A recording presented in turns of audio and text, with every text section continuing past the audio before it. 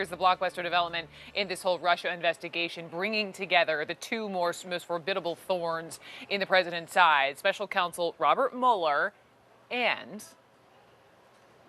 Mr. Cohen, can you just talk to us? Mr. Cohen, just... And the man who has known Trump's deepest secrets for years is his personal attorney, Michael Cohen. Today, Cohen signed a plea agreement in court after admitting that he lied to Congress. And no, this is not the first guilty plea for Cohen. This is the first time, though, that it is with Mueller's prosecutors. Today's plea deal was about a proposed Trump Tower project in Moscow. Cohen testified the conversations ended in January of 2016, but court documents detail Cohen was talking and coordinating regarding this project as late as June of that year with multiple people, including then presumed Republican nominee Donald Trump. A short time after Cohen appeared at that plea hearing in downtown Manhattan this morning, the president defended himself by going after Michael Cohen. He was given a fairly long jail sentence, and he's a weak person. And by being weak, unlike other people that you watch, he's a weak person. And what he's trying to do is get a reduced sentence. So he's lying about a project that everybody knew about. I mean, we were very open with it. We were thinking about building a building. I guess we had in a form, it was an option. I don't know what you'd call it. I decided ultimately not to do it. There would have been nothing wrong if I did do it. If I did do it, there would have been nothing wrong. That was my business. So he's lying very simply to get a reduced sentence.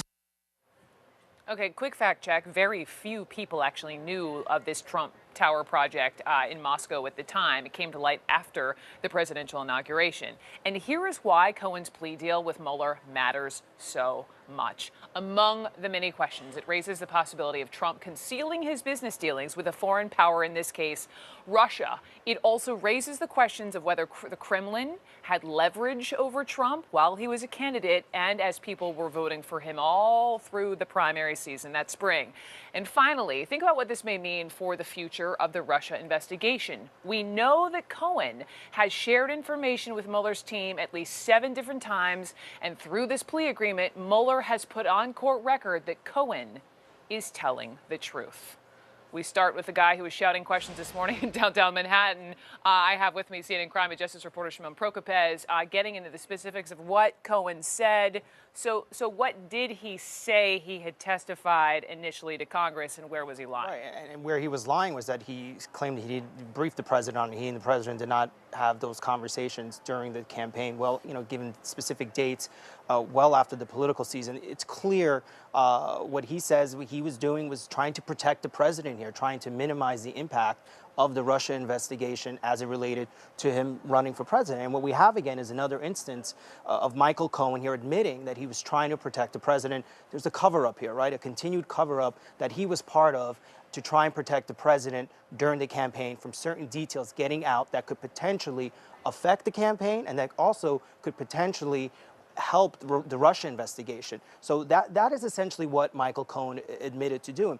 And the other thing that we learned today, which is really important, because we've been asking a lot of questions about whether or not the special counsel would believe Michael Cohen, whether or not he would have any credibility with the special counsel. Well, clearly now we know he does. And that is a big deal in terms for this investigation. And it is something that the president and his legal team and the president's family is certainly concerned about and should be concerned about, because there are many more things that Michael Cohen has told the special counsel that we just don't know about. Despite Cohen's relationship with the truth in the past and all these 70 hours cumulatively that he spent with his special counsel, there is clearly a reason why Bob Mueller thinks he is telling the truth. Shimon, thank you so much.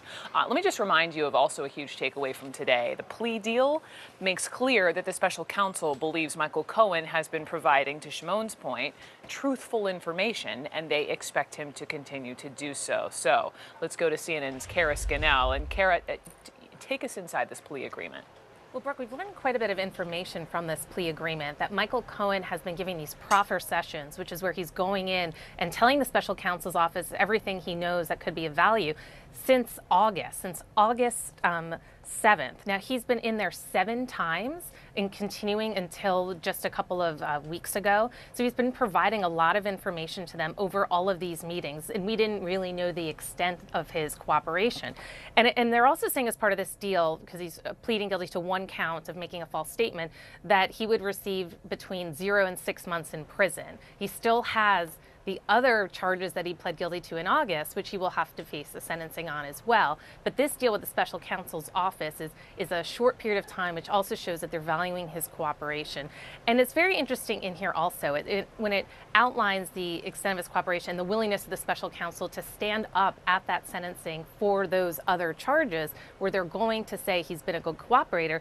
It says that they would do this on the condition that Cohen continues to respond and provide truthful information regarding any and all matters that the special counsel's office deems to be relevant. So they are anticipating him to continue to cooperate with them as this investigation unfolds. And we know that Cohen, as President Trump's longtime attorney, has been in the Trump organization and by the side of the president for at least 10 years, Brooke.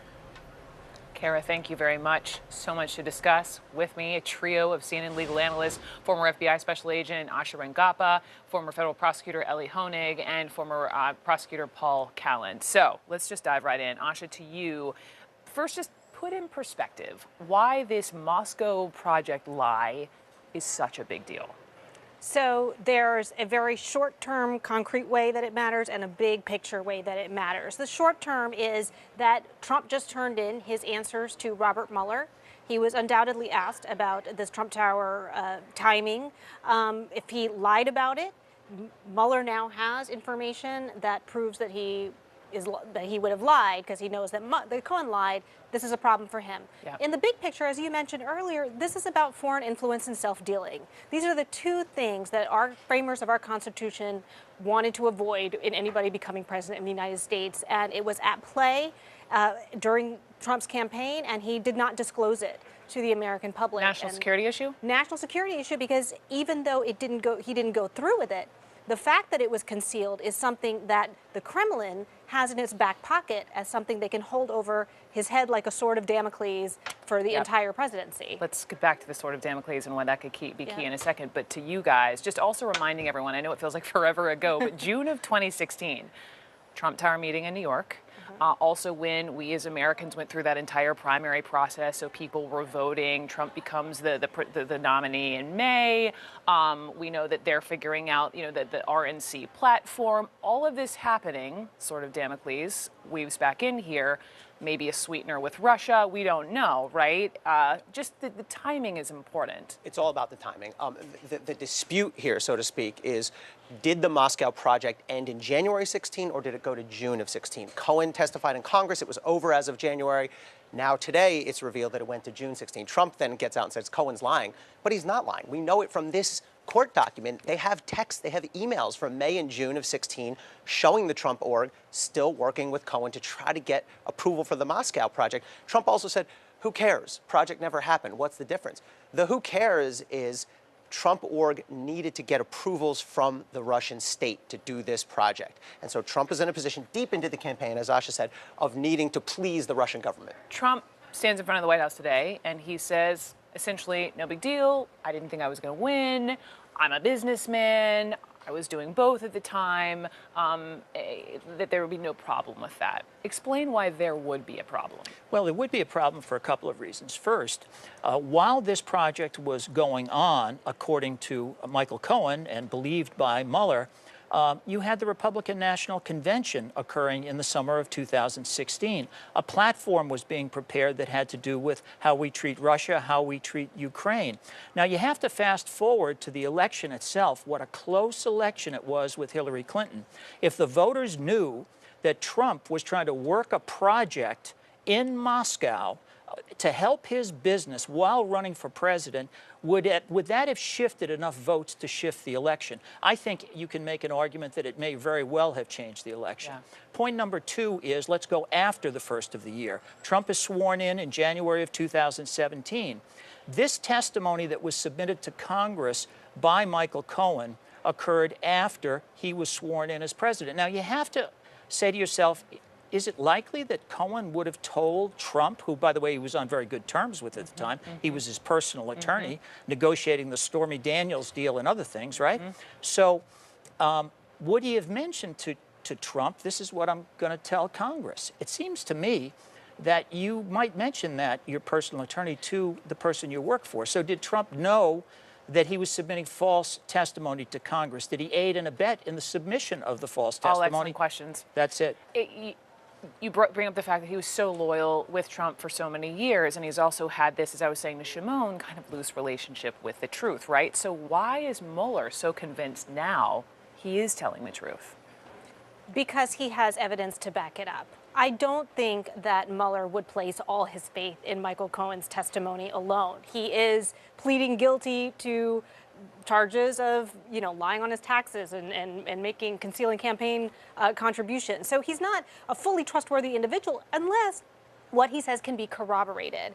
And as Ellie just said, this means that he has texts, emails, other witness testimony, intelligence perhaps, that substantiates what Cohen is saying.